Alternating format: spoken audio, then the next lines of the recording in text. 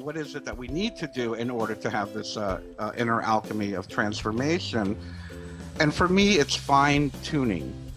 It's about fine tuning our frequency to that of quote unquote our higher self and or our source consciousness. I like Abraham Hicks when she says, being in the vortex. I don't know how many of you have listened to her talk about the vortex.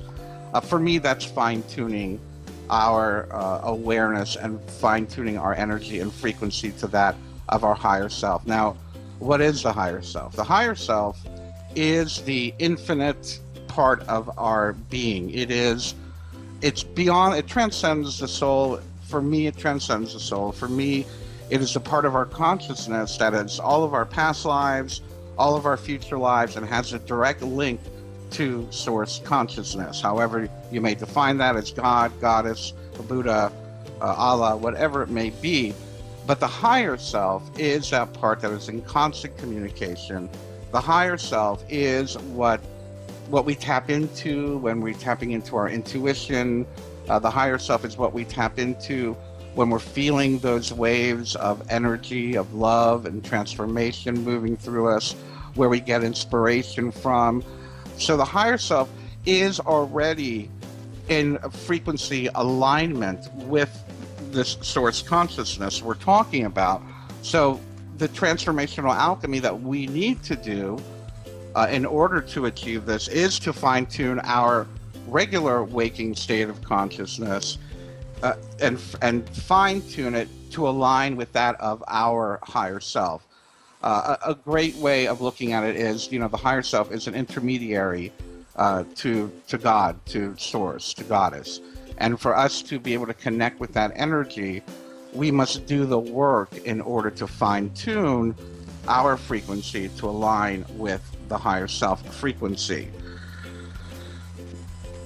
Again, there are many ways to do this. Meditation is one way of doing it.